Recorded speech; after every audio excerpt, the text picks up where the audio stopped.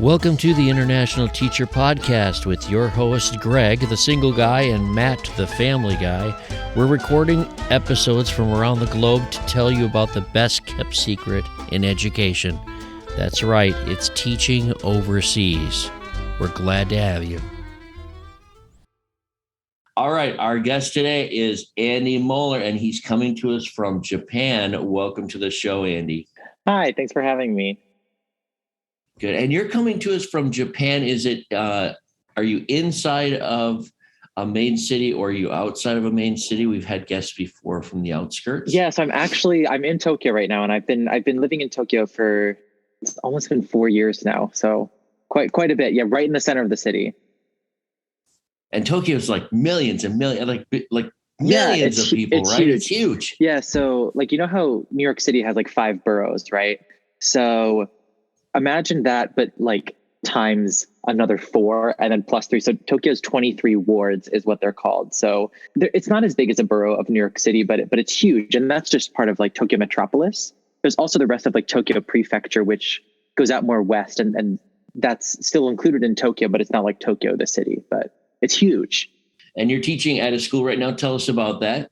Sure. Yeah. So I'm teaching at it's an international school, but we're a multi-age, multi-language international school. So it's very interesting because we have a lot of Maltese happening. So I teach obviously in English because it's my native language, and I teach mathematics for middle and high school. But the school is pretty cool because in every class, there's an English speaking teacher and also a Japanese speaking teacher teaching concurrently. So it's a really interesting setup.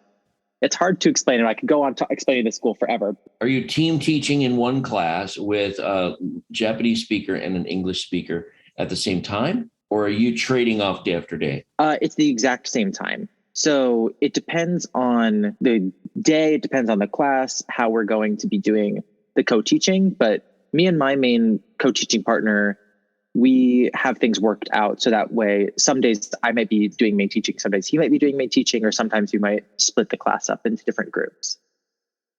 Okay. Now let's go back a second here because I jumped right into the teaching mode. I think it's interesting to find out a little bit about your pedigree from what got you to Japan. Are you from a little town of Nebraska that's 4 people and a horse? Or are you from, you mentioned New York. Where did you come from and how'd you get into international teaching? So I grew up in a small town of Pennsylvania called Bethlehem.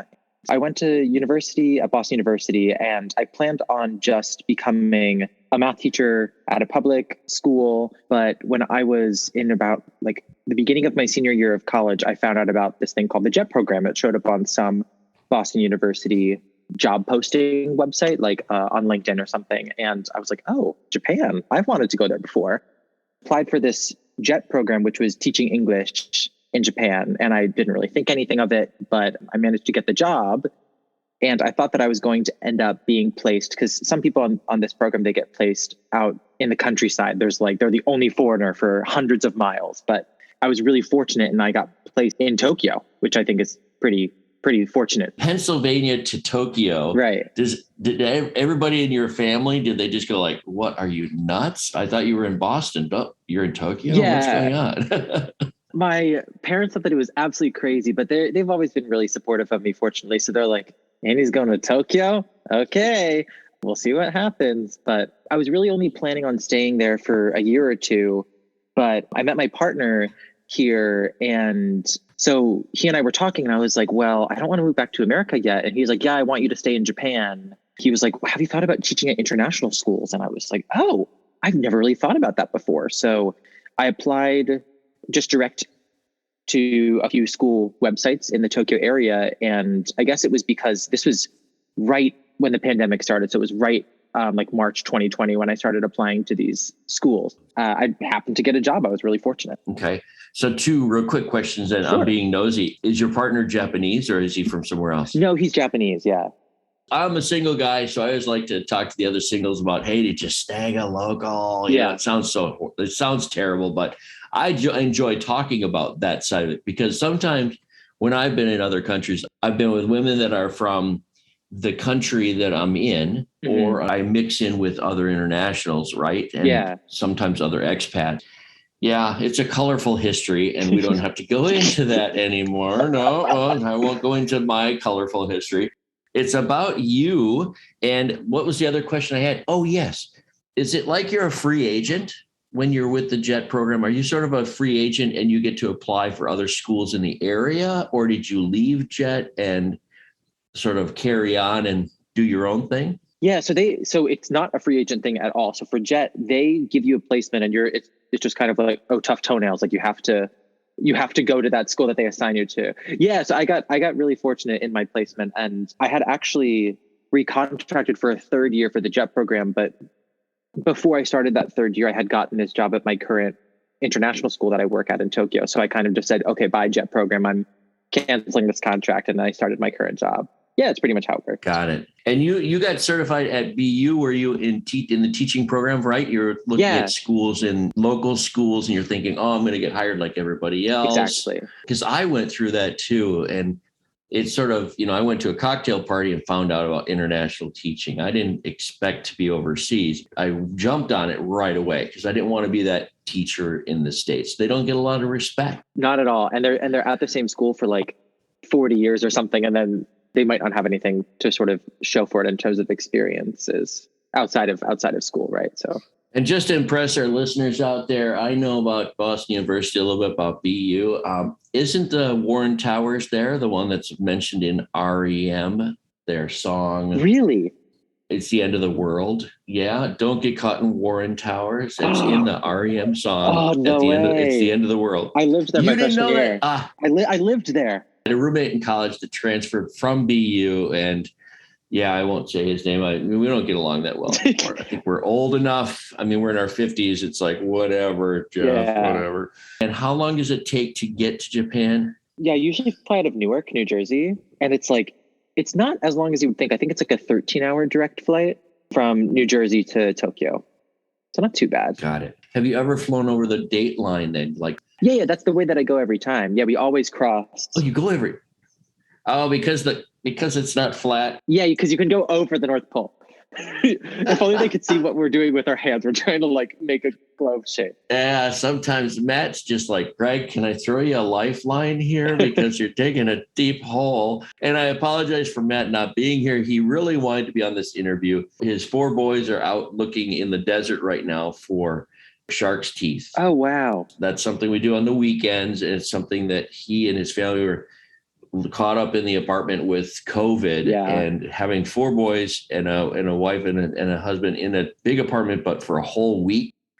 I can't imagine. He really wanted to be on this show. Yeah. So I apologize for that. Matt, the family guy, will be back with us a little bit later. I usually do the interviews without him. It's easier to do this kind of a connection because right now in Japan, it's about evening for you. Mm-hmm. It's past 5. Yeah, it's right? like 5:30. And for me, it's just after noon. It's close to noon. We're 11:30. So there's a 6-hour difference between us. And we play the game a lot with time zones. Do you do that a lot with family and friends back home? All the time. It's so difficult to figure out time zones. I am a math teacher, so it comes to me a little bit more easily than a lot of other of my expat friends here. But still, it's something about time that's so difficult to calculate. I don't know. Right. It is. And, we need more math teachers in this world. I love teaching math.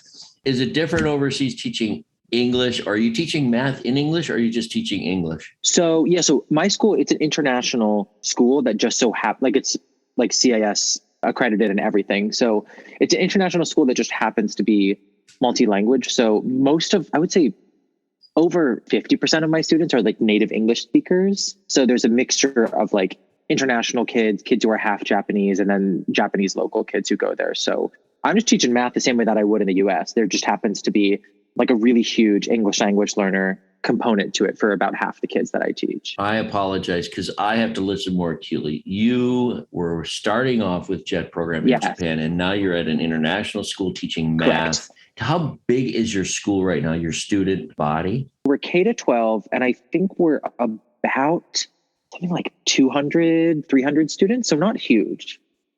Yeah, it's not super big. Yeah. 200 students to 300. That's a K through 12 school, and that's normal around the world, actually, for some schools. We talk about how every school is different, every package is different, and our school in Venezuela was like that. Oh, okay. We had 200 people. That's how I met Matt and Stacy, my co-host, and his family. We met there, and we were one teacher for every grade level, basically. Oh, wow. It was crazy, right? He was a homeroom teacher for one grade level, and I was a specialist for all the grade levels. But think about 200 kids, you know every one of them. Yeah, which is great. It's awesome.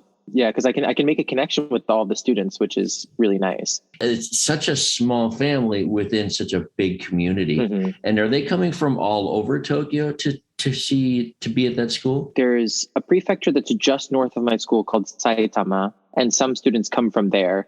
And then there's the prefecture south of Tokyo. Tokyo is not a very tall prefecture, it's just a very wide prefecture. So the prefecture below, called Kanagawa, some students come up from there as well. So, and we have students commuting like an hour and a half on the trains to get to our school.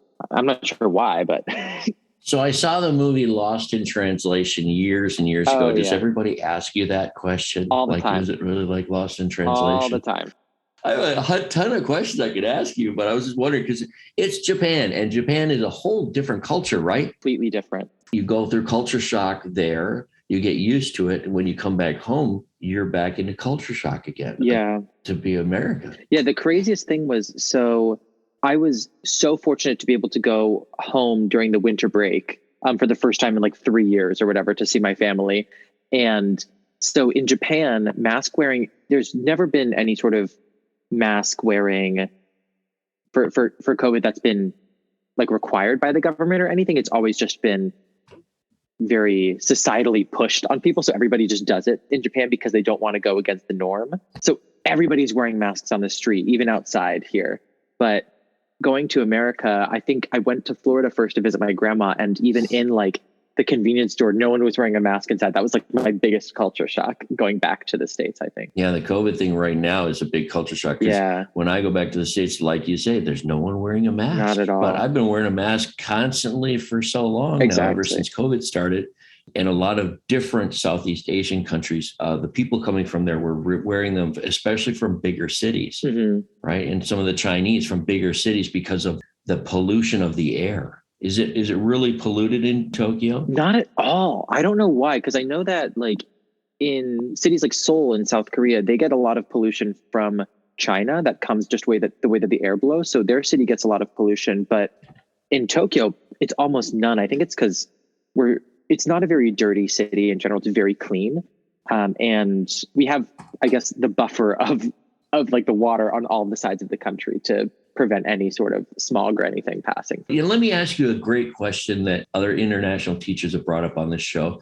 Students, for me, are very respectful, and I've seen it overseas a lot more than I've ever heard it in the States. And I saw it in my training in the States, the disrespect that's out there, which depends on every school and every teacher. But what do you say about respect from the students? I don't know. I think there's a lot of respect in Japanese culture for people like in authority positions. From a lot of my Japanese students, that's just sort of ingrained in their culture. But even from the students who are internationally, I think since our school is so small, there's so much ability to have relationships with students. And the students seem to just care to be building those relationships with their adults, especially the international ones, because they don't have a lot of adult figures outside of school or really anybody outside of school that can speak English natively, right? So I think that they really enjoy having someone that they can speak to in their native language or in English, whether that's their native language or not. So yeah, I've just noticed, I don't know if I want to say respect, but just like camaraderie between students and teachers. Once you get to know somebody, you get the respect as you earn the respect from your students, right? And I haven't had to work as hard for earning respect from students here as I've heard teachers have to really like be this special person in the States I don't feel like a special person. I just feel like a teacher. I'm doing my job. Exactly. But I gain a respect for my students that way. The other thing about small schools, here's a good question for you, and we could relate to with our listening audience. In smaller schools, you get to know the families really well. And there's sort of they can become your blanket of comfort in, a bigger area, a different culture. Yeah. Do you agree with that? I think the biggest problem for me since I came to the school during COVID, we haven't had as many of these school-wide family-related events. So I've of course seen parents during parent-teacher conferences, or we have conferences every term where students bring their parents in and show them what they've done. But because of COVID, we usually have like 2 or 3 school-wide, community-wide events that we just haven't been able to have. So even though teachers who have been there for like years longer than I have, since before COVID, have really been able to build those experiences and connections with families, I haven't really been able to do that as much. One other thing that related to the size of the school is when I was at a smaller school, and even some of the larger schools, I have a very strong relationship, whether good or bad, but with the superintendent.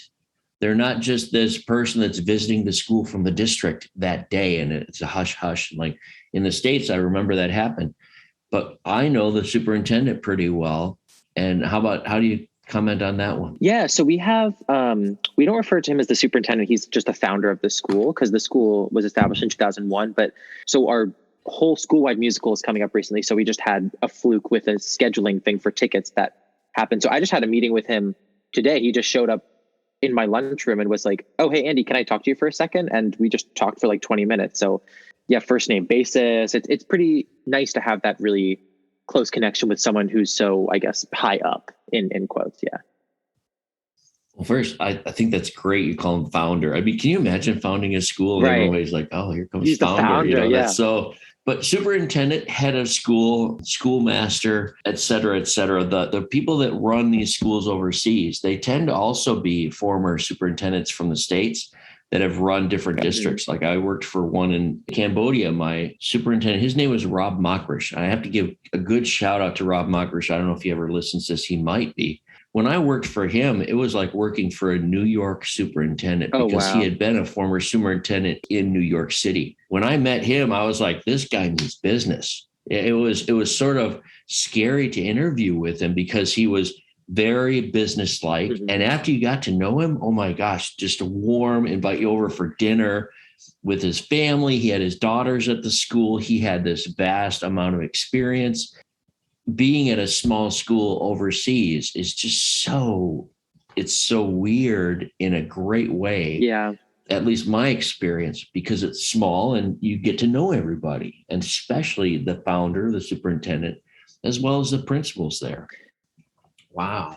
Yeah, he's such a nice guy. I don't think he was ever a superintendent in the States, but he has been living in Japan forever. So because we interact with a lot of both international families, but also Japanese families, it's so nice to have sort of someone who's familiar with both cultures so well. And I have other administrators that I have meetings with on the regular as well. And it's nice to have this sort of system of mentors, especially as such a young teacher, that like they have an open door policy. So I go and talk to the head of school, like the principal teacher, like once a week, just to have a chat about how things are going, because it's a small school. He has the time. So it's so nice to have that mentorship. It's great to note that yours is different and experience is different than my experience.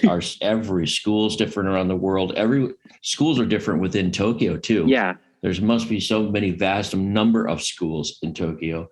And it comes down to children are children, but schools are different. Mm-hmm. You have students from all over the world in your international school. They come from different mother tongue languages.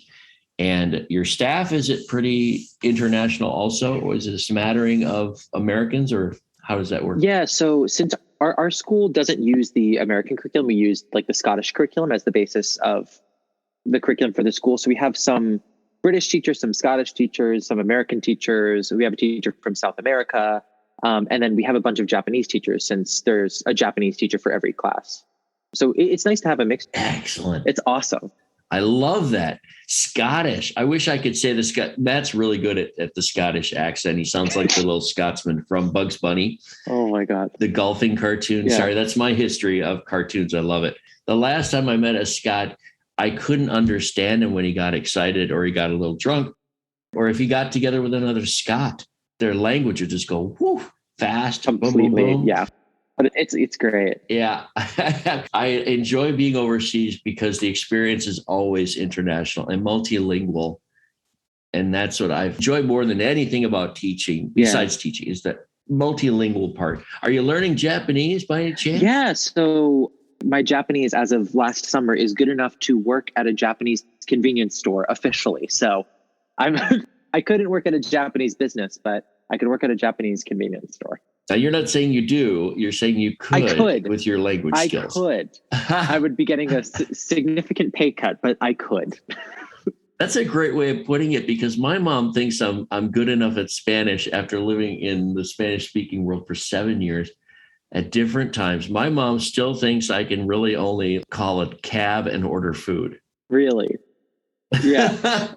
But I'm going to borrow your phrase, if I can, that I can speak enough Spanish to work in a Latino store. I could, convenience store. I agree. That's a great way of putting it. But the reason why I say that is so I know a previous guest talked about like the JLPT, the Japanese language proficiency test. It leveled from N5, which is the easiest, to N1, which is like business level Japanese. And I passed N3, which is like the intermediate level this past summer. And that's like the minimum that convenience stores require for you to work there. So that's why I say I have convenience store employee Japanese. And did you take that on your own time and your own fruition? You decided to take that to see where you stand with it? Exactly. Yes. Since my partner's Japanese, I speak a lot of Japanese with him, but we mostly speak in English. Also, since my co-teacher's Japanese, I try to speak more and more with him when we're planning our lessons and stuff in Japanese. So it's cool that I get to use both languages at work. It's one of my favorite things about my school is that I get to use both. And you write and read and speak, or just? I can read, listen, and speak. Writing is another story. I can type.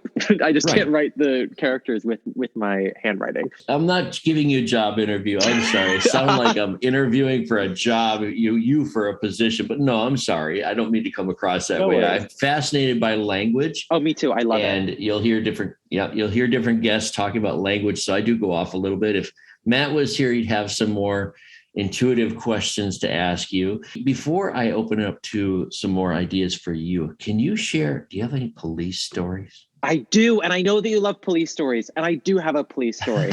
I've been waiting for you to ask that question. So this is why I was on the JET program. And it's a really good story because it happened when I was in Japan for maybe 2 weeks. I came to Japan knowing zero Japanese. I could say hello, good morning, and goodbye, and thank you. And that was basically it. I had been there for 2 weeks. I've been studying a lot of Japanese. I was riding my bike to a new area that was right near my apartment. And I had in one headphone, which wasn't playing any music. I just wanted to hear the directions because I thought, oh, I don't want to be rude. It's Japan. I don't want to have my phone blasting directions while it's in my phone basket. And so I get to my place and then 2 police come up to me on the bike and they say, I could barely understand them. They were like, who are you? Where do you come from? Why do you have this bike? Why are you wearing headphones? Give us your resident card. I don't know if you've heard, but Japan's crime rate is so low that sometimes police have to like invent problems to come up with. So, and especially they sometimes will stop foreigners to see if they have like pot in their bags or something, or other illegal. So probable substances. Cause. Yeah. Probable cause. Exactly. They have to have a reason to stop you and they make something up. Yes, exactly. So they basically, they thought that I stole my bike. And so usually they will just give you a warning. But with me, since I had a headphone in, they were like, no, you can't have headphones in. So they took my resident card and the younger police officer was talking to me and the older police officer was laughing behind him. So I was like, okay, I'm not actually in trouble. This guy's just like egging me on. So I was like, okay, I feel better. They gave me my resident card after they had scanned it to make sure that I was living here legally. And they were like, okay, you're fine. Just no headphones next time. And that's my story. No headphones. Crazy. Oh my gosh. And you didn't have to bribe him or anything. No, nothing. In Cambodia, the cop would have pulled you over and said, I need some money. You're going to have to go downtown with me. And you'd be like, no, okay, here's $5. And then right? It's fine. Yeah. And that's the way things work in different places. But Tokyo is much more modern. Well, Japan it's just by the rules. Like no one in Japan does anything against the rules. It's just the culture to a fault, I would say. Thank you for sharing that. I was alone in my new car in Venezuela and I just bought it. Riding on the way home, we'd all leave at the same time. Some of the other teachers, I think, in their car following me. a little bit, a couple minutes behind me. And I got pulled over by the police the first time, and it's in Spanish. And the guy pulls me over and walks up to the door. The first thing he asks me is, ¿Tiene fuego? Do you have a firearm? I was like, no, I don't have a firearm. When you get pulled over by the police, you start speaking English and play the dumb gringo. And this is specifically Venezuela. At the time that I was there. As the guy's walking up to my car and asking me this first question, all my buddies are going by beeping the horn. Yeah, he broke his chair. He's being pulled over by the police his first time. He just got the car. Next, he asked me if I had papers, and he's looking for the papers. And then he said, do you have money? So it was like, do you have a firearm? Do you have papers for the car? And do you have money? No firearm, no papers, no money. What? You have no money? I'm like, no, I have no money. You have to have money. I said, I don't have any money. And the guy's like, gringo, get out of here, go. And that's all it was. It was a shakedown for some money for lunch. At least I was used to it from other countries at the time. I was a little bit more seasoned. And I love police stories, even innocent ones. We love all the innocent stories. It doesn't have to get really in depth. So thank you for sharing. No problem. A police story. I was waiting. All right. Let's take a moment break for a little contact information. We'll be back in 5 seconds. If you want to give us a little shout out and reach out, you can find us on Gmail at internationalteacherpodcast@gmail.com. Remember, complaints can be addressed to Greg, the single guy. And we are also on Instagram, ITP Expats. You can find us.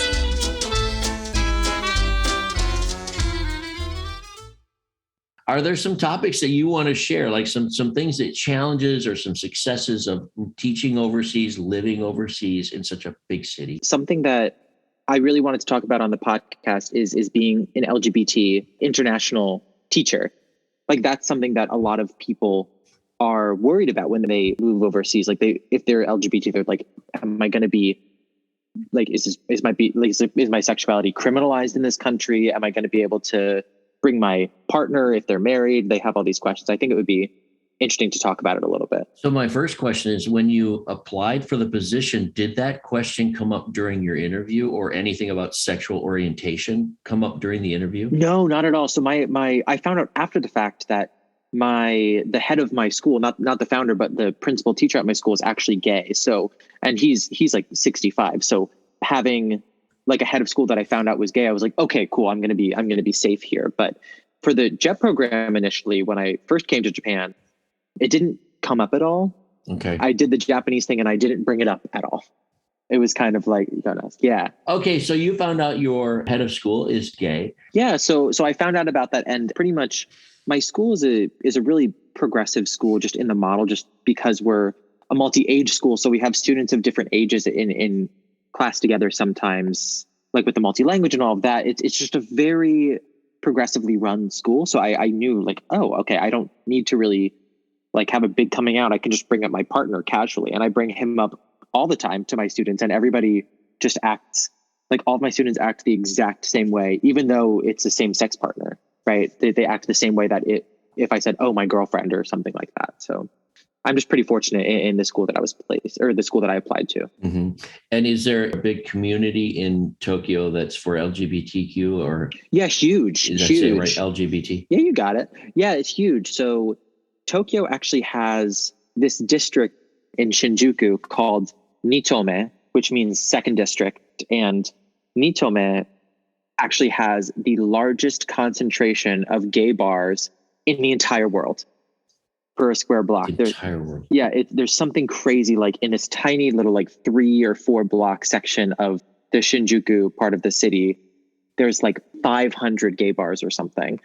I haven't been there too much because going to bars and stuff is not really what I'm about, but there's a huge community in Japan as a whole, but especially Tokyo, for people who are seeking it out. And when the two of you travel together, maybe you're obviously a couple, maybe you're not obviously a couple, but have you run into a lot of challenges doing that outside of the city? Yeah, usually in Japan, if we are booking a hotel, we tend to book 2 separate beds just because I like having my own space anyway. But if we book, like, we've booked a hotel with just 1 bed one time and they see us coming in, And usually they don't ask questions about it because it's very much in Japanese culture to not sort of pry into people's personal lives. But I do know that in other places in Japan, I've heard stories of my friends maybe going to a hotel and it being a same-sex couple, and they've been like, oh, you have to get a room with separate beds or you can't stay here. Those are stories from like years ago. Other people. Yeah. And so it's not nearly as common in Japan now to turn people away because of that. Since you have an international school, are there challenges with the students with that, or they don't look anywhere different on that? Yeah. How does that work? I mean, I do have some students who come from like more conservative backgrounds. Like I have quite a few students who are Muslim, but they're very aware that I'm gay and they don't seem to have any sort of problem with it at all. So maybe it's because of the positive community of my school that they just feel totally comfortable. But even if they don't agree with my sexuality, they're probably like, okay, well, people are just like that, whatever. But I've not felt any sort of negativity for my sexuality. It's been really positive. And I know that not everybody at every international school feels that way. So I guess my advice to other people is make sure that you're at a school that will embrace you for your differences, whether that be race, whether that be gender identity or sexuality, because everybody has work stress and other stuff. You don't need to have stress about your identity on top of that. I'll use South America as an example. There are some schools that I've interviewed with, and they've asked me my sexual orientation in the job interview. Yeah. And I've been upfront with them because my point is to be very clear to them with whatever thing that I want to share. I want them to know who I am. And if I get down to a country and I find out, hey, something that's a deal breaker for me, not in my case, I'm straight. So in my case, it's not being gay. But if I was gay and didn't come up in the interview and I moved down to a country and I find out how not anti-gay, but more like how in the closet, the whole culture is. Yeah. Right. That makes it even more difficult to get assimilated into that culture because you have to go find the places that you can feel comfortable. Exactly. The more open you are about it, and I know that's so difficult it's not as difficult as it used to be, I would imagine, for anybody that's in that sexual persuasion. But I find it hard to difficult because I'm straight and it's hard not to offend somebody when we're talking about it. Like when I talk about things with you, and we introduced each other and you had said different pronouns too. Yeah. Right. And using different pronouns. And I was taken aback. I started asking questions from colleagues. I'm like, how do I talk without offending you during the conversation? I don't want to offend you. And it's just out of respect. And these things come up for me because it makes me more comfortable. I'm older. I'm in my 50s. Yeah. I'm not used to this at all. Tell us a little bit about that. How the pronoun thing is working. Yeah. So for me personally, I use they, them pronouns rather than, so I was assigned male at birth. So I've used he, him pronouns for my whole life. I just sort of identify more in terms of my gender identity, sort of outside of really anything. And for me, sort of the pronouns they, them just sort of fit with what I identify most with. But some people are not very like you were saying, like it's very new for a lot of people, and I'm really understanding of that, because for me, if someone uses the wrong pronouns with me, I don't really care, just because that's my personality. But for some people, they do really care and they do get offended really easily, and I don't know if it's my place or any place to tell someone whether or not to be offended at something, because at the end of the day, like for my experience, if someone gets stuff wrong but I know that they're aware of it, it's they're making mistakes because they're learning, right? And as a teacher, right, my whole thing is like, I love when my students make mistakes, because mistakes are a place where they can learn and grow. So why would I ever get mad at someone for making a mistake about something as silly as a pronoun, right? Like, of course, like it's something that I want people to use for me, but if people forget or slip up, but then are like, oh yeah, sorry, like I messed up, like I meant to use this. Who am I to get mad at someone or get offended over that when they're just learning? For me, it's a lot of fun to learn new things. Yeah. The pronoun introduction, changing our language to fit today. And that's what languages do. Languages morph through the years. Mm-hmm. And I love that about language. It's a living language. So for English, I wanted to share this with you because it just happened the other night. I was on a late night. We talked about time zones. Yeah. I was on an East Coast meeting with Lego and Tech and Learning magazine, something like that. And one of the specialists come up, and his name is Joey Tanaka. On his screen name, He had his logo. It was a video, and he was an interviewer, and they were talking to him as a teacher in the States. Underneath his name and his website that he was promoting and his group, right, the EdTech robotics coding group that he was in, he had a line after his name. It said Joy Tanaka / he, him, his. Mm-hmm.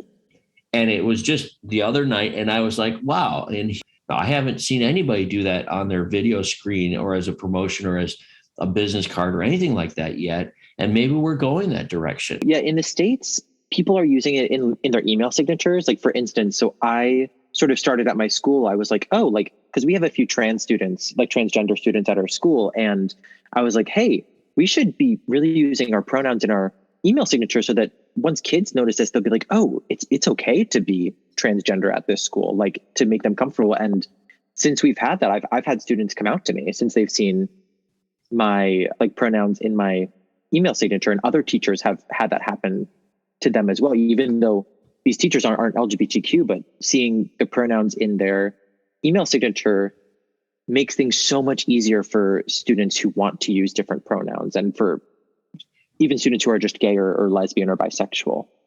So my question is, if I want to celebrate and share and say to students, hey, I am open to this, I am learning, or I understand that there are other gender identities out there. If I'm sort of like Joey was on his video, and I say, and I have a signature with the he, him, and his, it shows an awareness. Even if I'm straight, it shows an awareness that I'm promoting pronouns. And I know that there are students out there and individuals that are wanting to use different pronouns that fit to them, right? Exactly. And at the end of the day, it's all about, like you were saying, it's all about respecting other people, and it's all about learning new things, right? So if there's something so simple that so many people can do, like on an email signature on Gmail, it's just automatic, right? If it just takes you 5 seconds to do it. And that simple thing with young LGBTQ children, having something so simple can make such a huge impact. I just think everybody should try it even if they think that it's silly, right? I would just super suggest that, like, any teachers listening to this, just try it out and see what happens. I'm 100% sure that you will, even if no kids tell you personally, you will make LGBTQ children, because they are at every single school, you will make them feel safer. All right. I'm not going to commit right this second because it might roll some waves in my community, but I might take that challenge. I'm accepting the challenge personally on my email. But on my school email, I'm going to think about it and get back. I'll get back to you, and I'll send you an email from my school one if I decide. Sounds great. Yeah, because it's not an easy commitment. No, it's not. And like what I like to say to people, because of course now you're having to think about, oh, is it like safe for my community? And I think that it's really important for us to remind ourselves, like, this is what people who are LGBT think about all the time, right? So it's the way they feel. Exactly.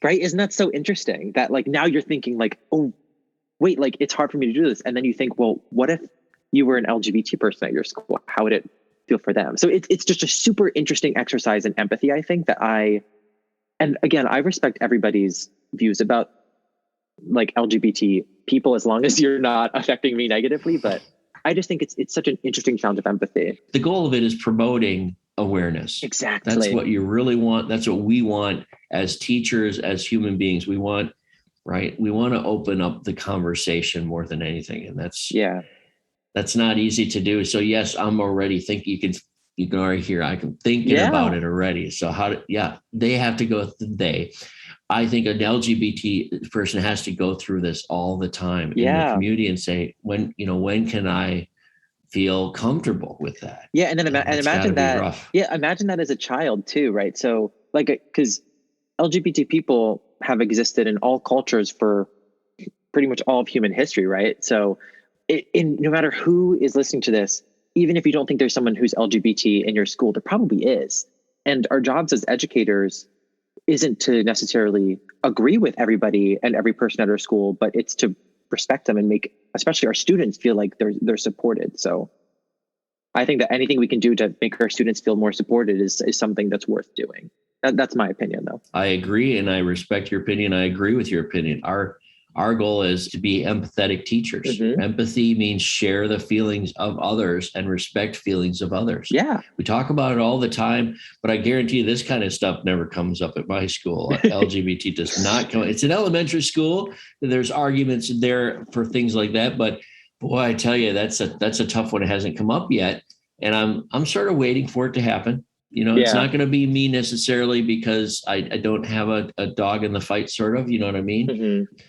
If I have a student that identifies that, we'll find out, and see what happens. Because I know our school is pretty progressive with stuff, but archaic in other ways, right? So that's tough conversation for me because I'm really not familiar with it. So you're opening up some eyes for me on how to deal with the language. And that's all about empathy. And that's about the whole point, respect right? for exactly. And I love that part of our conversation. Go on. What are some other things that you'd like to share with our audience? Yeah, I don't know. I feel that like the biggest part about our conversation that I think is so nice is maybe this is because I'm a young teacher and I still have I'm still all doe-eyed and I think that everything is great still and you can change so much about education.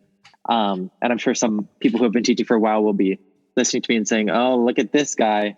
Just you wait for the next 5 years until something crazy happens to you. But like I was saying before, the thing that I love the most about being a teacher, especially at an international school, is there's so many different types of people from so many different types of places that anything that you can do to make anybody feel really embraced as a person is just such a beautiful thing, I think. You're relatively new in teaching, and I say that after teaching for 20 plus years. What I love about it is it's inspirational and it's fresh, right? And you're right. You're going to run into those teachers, those codgers that have been teaching for so long. They're like, if you aren't cynical yet, then you haven't been teaching long enough. Yeah. Right. I heard that from somebody. Well, I wanted to give them the finger. I'm like, come on, man. I still love going to school every day. Yeah. I still love teaching. And you know what? I have a great story. I'll share this with you. I had a student call me yesterday from Dubai. He was a student I had back in 2003. And he's successful now. And he wanted to reach out just to say that he was inspired from fourth grade. So, Andy, wait till it happens. I, for one, am a teacher that can live off of a respectful comment from a student that I had years and years ago, once every 5 years, and I stay in teaching. If I have one student say that I changed their life in some way positively, this student, Alejandro, blew me out of the water. You're a mentor, you're an inspiration back from fourth grade. And the funny part about it was he said, oh, I remember fourth grade because I have an eidetic memory. And I said, what the hell? You have an eidetic memory. How could I have let that pass me if I was, you were my student for an entire year in fifth grade, not fourth grade. He was in fifth grade with me in Honduras when I first started teaching, my third year of teaching. And how did that get past me? As a new teacher, I can understand how it got past me. Yeah. But now I'm like kicking myself saying, what? That kid can remember every part of his life. And I didn't catch that, during a spelling test or during a talk with him about something that happened earlier in the year. My gosh. But I guess my point was sharing is that it's a great celebration of being a new teacher, is that you have so many years ahead of you in teaching as long as you stay in it. And I've been in it for over 20. So this kid calls me up, he's 30 now. He's older than you. Yeah, you're right. Yeah, he is. So it's fascinating that this kid came from fifth grade with Mr. Lemoyne and inspired him with a few things. And now he's calling me, and that was just yesterday. So I'm floating on cloud nine as a teacher because that's the one thing that keeps me going. Right. Yeah. Have you heard back from some former students yet? I mean, you're still young in this. Yeah, no, not really, because last year. So even though I've been teaching for 4 years now, I've been only teaching at this school. This is only my second year at this school. So the students who graduated last year, they still come in and visit sometimes. Exactly. So not yet, but I think but I do have those sort of aha moments that are in class when students really understand something, or when a student really opens up to me about something that's going on in their life. And those are the moments that are keep you teaching. Exactly. Yeah. Well, wait till you feel how small this world is because of where you're teaching right now. Mm-hmm. As soon as you stay in this industry for longer, your world is going to open up because it gets smaller and smaller every day. Yeah. The international teachers that you run into now, that you teach with, are going to be all over the world. And pretty soon, Jody down the hall or the Jorge, on the other building that you have lunch with now and you got to be friends with, part of your little family, they are going to be teaching overseas at another school. It's the smallest school district in the world, and it's worldwide. Yeah, it's great. And it's fascinating. And it's happening now. Yeah, my partner and I, we're planning on leaving Japan in about 3 years or so. We're looking around, like some schools in Southeast Asia still have a huge like Japanese business population. So my partner would be able to find a job there. And yeah, we're looking at like other places we might want to live in, because we're sort of in it for the long haul with international teaching, just because everything you're saying, it seems so wonderful. And now I'm kind of like, I can't really see myself teaching at a school in the States anymore. It's bizarre. I can't either. Yeah. Well, not you, I mean me. I can't see me ever teaching back in the States unless I get married and she wants to go back to the States and whatever. Then I would entertain that. You're getting into a career, and if you stick with the career, and some of our audience might not even be in it yet, but it's a great career. I will never quit it. They're going to have to kick me out of this international teaching. I feel the same way. How are you going to recruit? Have you thought about international schools? Yeah. So what I've been doing for the past year is just sort of getting my feet wet a little bit, looking at websites for schools to see when they're recruiting in terms of directly hiring through websites. But I know that there's things like Search Associates and ISS and Schroll. They're separated now for whatever reason. But I've been thinking about like joining a recruiting agency when we do plan on leaving. Let me give you some advice, and it's free. I'll get a pen and paper. Well, you can listen to the recording later when we publish it. When you go online, I want you to log into tie.online. Oh, yeah. It's not a recruiting agency, but it is a vast source that used to have like a quarterly newspaper that would be sitting in every international school principal's office. And they have listings for schools. They have advertisements, the bigger schools, the accredited schools, the smaller schools that want to be accredited. They all have advertisements. There's stories in there, and it comes out. The tie online is probably more now, but it's about $30 historically a year. And it's a great resource to start with. There's other things like Joy Jobs. There are about 5 or 10 different brand new websites that have come out, even since my book, that I haven't hit on and researched yet. But they're recruiting agencies that are burgeoning. They're brand new, or just a few years old, that are coming out to be headhunters. There's UNI in Iowa, which is, I recommend going to it at some point. You go in the middle of Iowa in the wintertime in February to a job fair at a college, and it's just like schools from all over the world. Wow. And then there's Search Associates. What I would recommend for you is I would think about going to the ISS fair in Bangkok, which is a massive fair for experienced teachers.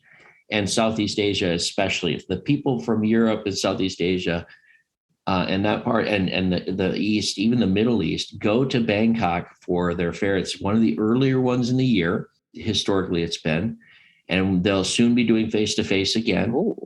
So they do a lot of eye fairs right now, even before this COVID thing hit all of us. They were doing eye fairs since 2014, I believe, or 2015. So ISS is pretty good about eye fairs. The other ones that started doing eye fairs because of COVID, ISS did it before COVID to reach out to a broader audience and not being able to travel face-to-face, et cetera. Yeah. So those are just a few things you can do. I'll send you a copy of my book since you've been a great guest on my show. You're the best. Send you a copy, and you can read that and find out what it was like, because my experience was I had no idea what international was. So it's good to hear that you're in the career, because you aren't going to find a better career. It's the best kept secret in teaching. I would agree. It really is. Do you mind if I plug another one of those sort of recruiting websites so especially for LGBT teachers and for like teachers of color, so non-white teachers, there's a website called the Diversity Collective. And so it's just starting up. It's pretty new, but all the schools that are on there, for at least for LGBT reasons. They're all vetted to make sure that they're okay with LGBT teachers, and it will tell you if the school will allow you to bring a dependent spouse that is same sex for the country. So it's one that I've been looking at a little bit, but since it's still starting up, there's not that many schools that are listed on there, but that's one that some listeners might want to look into. Let me put that in the notes also, and we'll talk after the show. We'll put it in the notes underneath the podcast, as well as our audience can get to you with questions about LGBT. Is that something you want to open up to, or? Yeah. So I have my private personal Instagram, which I won't give out, but I have a public Instagram that I use for, I do street film photography as a hobby. So I guess people can access my hobby Instagram, because that one's public and people can ask me tons of questions if they like. So what's that Instagram handle that we can look for? So that one, it's my first and last name with no vowels. So it is ND_MLLR. And I'll type that up. All right, audience, you're writing this down, audience. It's about photography. We can reach out to you individually if we want to email you or connect with you. They can follow you on the and I post on the stories. I post photos of just beautiful little Tokyo street things that I see. So if you just want to follow to see what Tokyo streets look like at sunset, then give that a follow. Do you do extra things at school then? I know a lot of teachers are asked to do extra things, and the fact you're a photographer, which we just talked about. Yeah. So the morning classes at my school are all core subjects, but students have to take, we call them exploratories. They're electives in the afternoon. And what's great is that teachers really get to also explore subjects that they're interested in. So even though I'm a math teacher, I also have a lot of, like, I've taught a class about LGBT people in Japan before. And I've taught a street photography class for 2 terms. And so that's like once a week. And for 2 hours, I get students like a disposable camera. The school gets them disposable cameras. And I teach them about how to take photographs on the street using a film camera. And they love it. It's awesome. Japan's like one of the film photo capitals of the world. And I have some students who have talked to their parents or grandparents and been like, oh yeah, my grandfather has this like 1930s film camera, and they bring it in and show me it. And it's like, now it would be like over $1,000 to get it at a vintage shop or something. And I'm like, guard that with your life. Here's how you use it. And then they're just so excited to learn how to use these things. And their grandparents parents are so excited to give them these like antique objects that haven't been used for like 30 years or longer. Yeah. And then they ask you where the SD card, insert is. And you're like, no idea. We need a whole room. We need a dark room for all that stuff. Exactly. I missed out on that whole thing. Yeah. Oh my gosh. We're almost at an hour here. If there's any last thoughts that you'd like to leave with our audience? The biggest thing that I want people to take from the show is just like continue to stay curious and be kind to other people for their differences, and just try to have conversations, because we're all just sort of people struggling to get through our lives anyway. So we might as well try to get through it together with a lot of love. Thank you very much. Andy is here with us on the show from Japan in Tokyo at a small international school he's been doing for several years. We really appreciate having you on the show. Thanks so much. All right. We'll see you later.